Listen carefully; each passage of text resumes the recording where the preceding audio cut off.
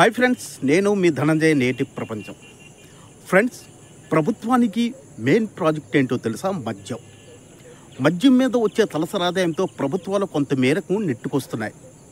మరి ఆ మద్యంపై వచ్చే ఆదాయానికి ఇచ్చేవారు ఎవరు?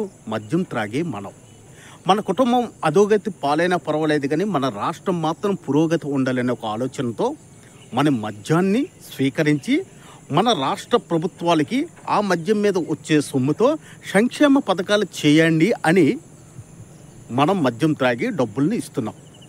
కానీ మన కుటుంబాలు ఏమైనా పర్వాలేదు, మన కుటుంబాలు రోడ్డు పాలైనా పర్వాలేదు, మన ప్రభుత్వాలు క్షేమంగా ఉండాలనే ఒక ఆలోచన విధానంతో చాలామంది మద్యం బాబులు ఆ మద్యం బాబులు చేసిన ఒక బడ్జెట్తో రాష్ట్ర ప్రభుత్వాలు రన్ అవుతున్నాయి. కానీ ఒక్కసారి ఆలోచించండి, ప్రభుత్వాలు రన్ చేయడానికి మీరు మద్యం త్రాగి మన కుటుంబాలను రోడ్డు పాలు చేయాలని ఆలోచిస్తే మీరు మద్యం త్రాగండి, పర్వాలేదు.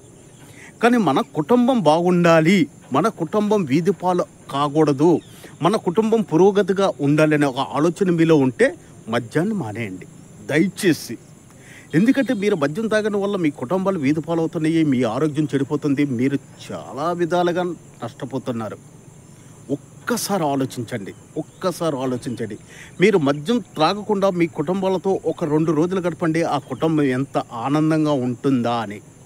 కానీ అదే మద్యం త్రాగి మీరు కుటుంబంలో ఉండి ఈ మద్యం మత్తులో ఎవరికి ఏమంటున్నారో మీకే అర్థం కాని పరిస్థితి అనేది చాలా ఫ్యామిలీలో రన్ అవుతున్నాయి. ఈరోజు చాలా ఫ్యామిలీలు అధోగత పాలవడానికి కారణం మద్యం. మరి మీ రాష్ట్ర ప్రభుత్వాలు బాగుండాలి అంటే మద్యం త్రాగండి, మీ కుటుంబాలు వీధి పాలవ్వాలంటే మద్యం త్రాగండి.